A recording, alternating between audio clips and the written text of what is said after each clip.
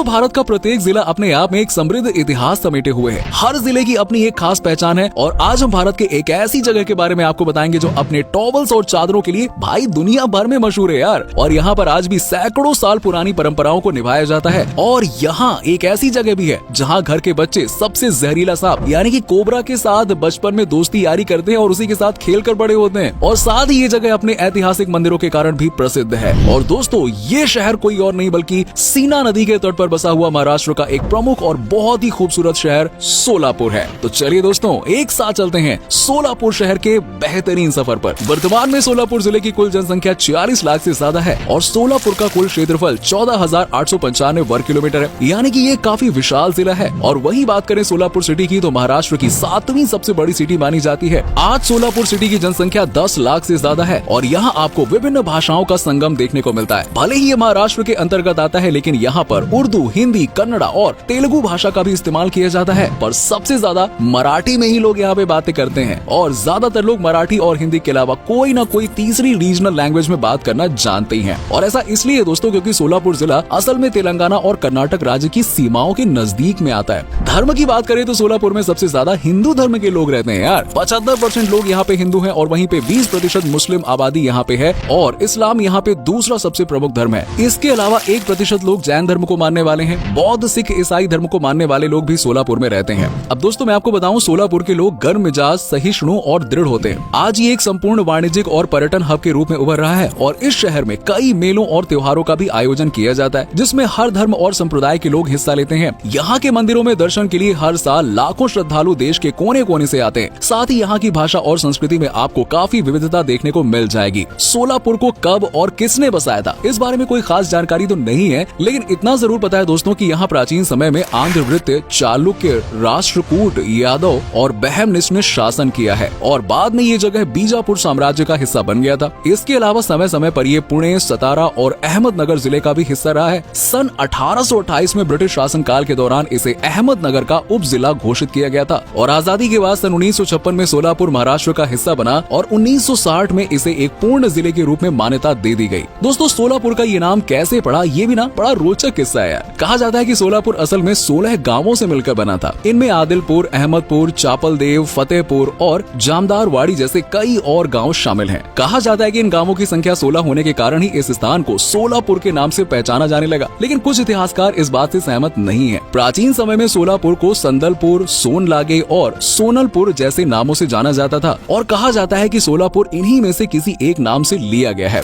आपको बता दें कि आज की तारीख में सोलापुर एक प्रमुख एजुकेशनल हब बन चुका है और पूरे जिले में 65 से अधिक कॉलेज हैं, जिसमें इंजीनियरिंग कॉलेज, मैनेजमेंट कॉलेज और मेडिकल कॉलेज भी शामिल हैं। आसपास के कई जिलों के लोग सोलापुर में पढ़ाई करने के लिए आते हैं और साल 2011 की जनगणना के अनुसार सोलापुर का लिटरेसी रेट 83% है। सोलापुर अपनी textile industry, handloom, power loom और बीड़ी बनाने के उद्योग के कारण सबसे ज्यादा प्रसिद्ध है। यहाँ की चादर आए है क्या ही कहना भाई, पूरे भारत ही नहीं बल्कि पूरी दुनिया में प्रसिद्ध है। कई देशों में यहाँ की चादरें एक्सपोर्ट की जाती हैं और साथ ही साथ यहाँ की टेरी टॉवल भी काफी ज्यादा फेमस है। सोलापुर जाने वाले पर्यटक यहाँ की चादर और टॉवल जरूर खरीद कर जाते हैं। इसके अलावा बीड़ी बनाने का काम भी यहाँ पे बहुत बड़े पैमाने पर किया जाता है। शहर की अर्थव्यवस्था मैन्युफैक्चरिंग सेक्टर के साथ साथ इंडस्ट्रियल सेक्टर पर भी निर्भर करती है। सोलापुर जिले के अंदर आने वाले गाँव में ज्यादातर लोग खेती बाड़ी करके ही अपना जीवन यापन करते हैं। यहाँ पर गेहूँ, कपास, बाजरा, अनार, गन्ना, तिलहन, ज्वार, सोयाबीन और मूंगफली जैसी चीजों की पैदावार की जाती है। सोलापुर में कई सारी शुगर मिल्स भी लगी हुई हैं और सोलापुर में आज मेडिकल की बहुत अच्छी फैसिलिटीज मौजूद हैं। सोलापुर का इंफ्रास्ट्रक्चर पहले के मुकाबले काफी ज्यादा मजबूत हो गया है और आपको बता दें कि सोलापुर में ही महाराष्ट्र का पहला वेस्ट टू एनर्जी प्लांट लगाया गया था। और अच्छी बात यह है कि सोलापुर को केंद्र सरकार ने 100 स्मार्ट सिटीज मिशन में शामिल किया हुआ है और पिछले कुछ सालों में सोलापुर में विकास को काफी ज्यादा गति भी मिली है। यहाँ पर नए हाईवेज और फ्लाईओवर्स का निर्माण किया गया। सोलापुर में वैसे तो साल भर मौसम मस्त रहता है यार, लेकिन गर्मियों के मौसम में भाई यहाँ के लोगों को काफी दिक्कतों का सामना करना पड़ता है। साथ ही मई जून के महीने में जल संकट का भी सामना सोलापुर के कई हिस्सों में देखने को मिल जाता है। लोगों के घरों में हफ्तों या फिर 1-2 दिन पानी नहीं आता है यार, सोचो कितना मुश्किल होता होगा। लेकिन बरसात होने के साथ ही स्थिति एकदम सामान्य हो जाती है।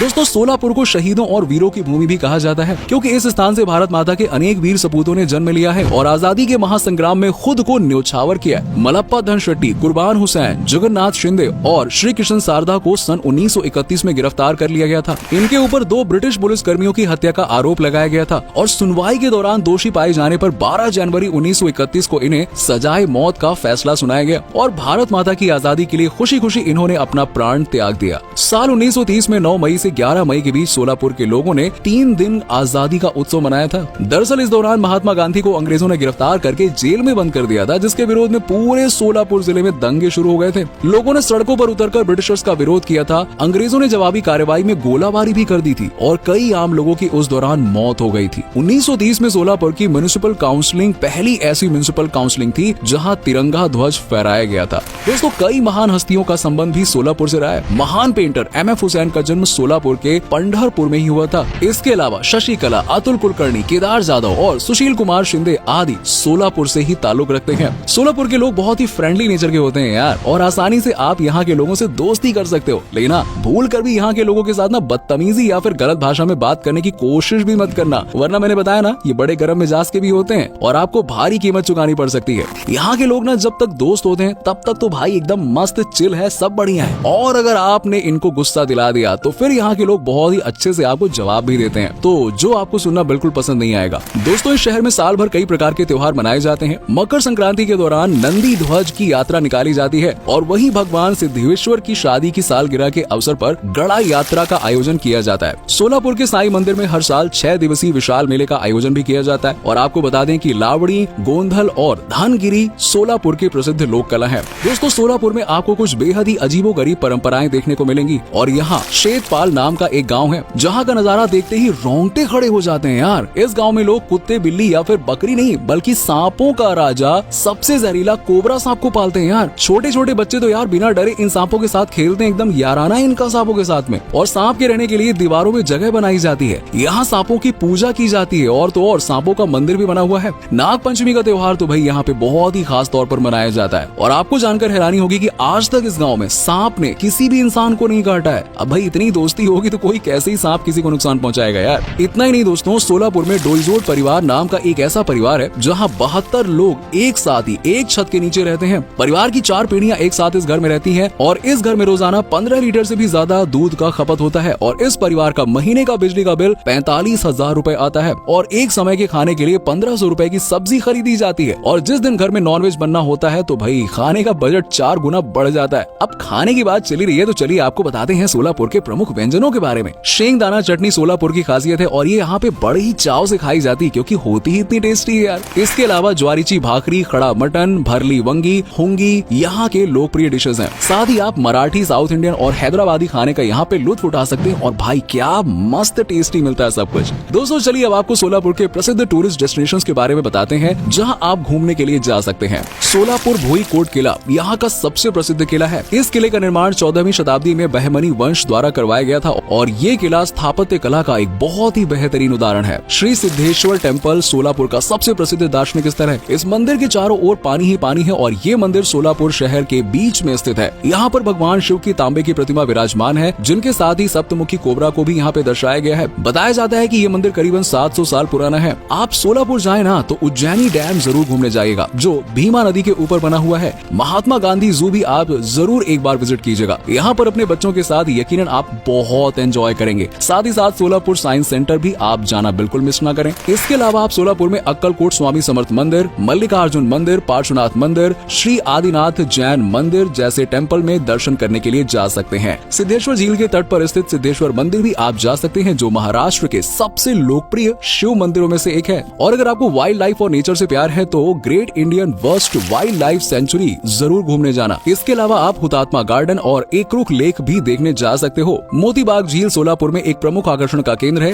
सोलापुर न केवल घूमने के लिए बहुत ही शानदार शहर बल्कि यहाँ रहने के लिए भी बहुत सही जगह है यार। सोलापुर में जाने के लिए आप सड़क मार्ग, हवाई मार्ग या फिर रेल मार्ग किसी भी तरीके के साधन का इस्तेमाल कर सकते हैं। सोलापुर रेलवे स्टेशन यहाँ का प्रमुख रेलवे स्टेशन है और अगर आप फ्लाइट के जरिए सोलापुर जाना चाहते हैं तो आपको पुणे आना होगा और पुणे से सोलापुर की दूरी 245 किलोमीटर की है। वहीं मुंबई से सोलापुर की 456 किलोमीटर है और यहाँ से सड़क और रेल मार्ग से पहुँचना भी बहुत आसान है यार। सोलापुर में आपको रहने के लिए काफी किफायती दामों में होटल और धर्मशाला मिल जाएंगी और सोलापुर घूमने के लिए 3 दिन काफी है भाई। तो दोस्तों, ये था महाराष्ट्र के प्रमुख शहरों में से एक सोलापुर। उम्मीद करता हूँ कि आपको हमारा ये एपिसोड पसंद आया होगा। हमें नीचे कमेंट सेक्शन में कमेंट करके बताइए कि आज का वीडियो आपको कैसा लगा। सोलापुर की कौन कौन सी बातें आपको अच्छी लगी। आप में से कोई सोलापुर से है या फिर महाराष्ट्र से है तो हमें कमेंट सेक्शन में जरूर बताना। और अगर आप कभी सोलापुर गए हैं तो आपका एक्सपीरियंस कैसा रहा ये भी हमारे साथ में जरूर शेयर करें।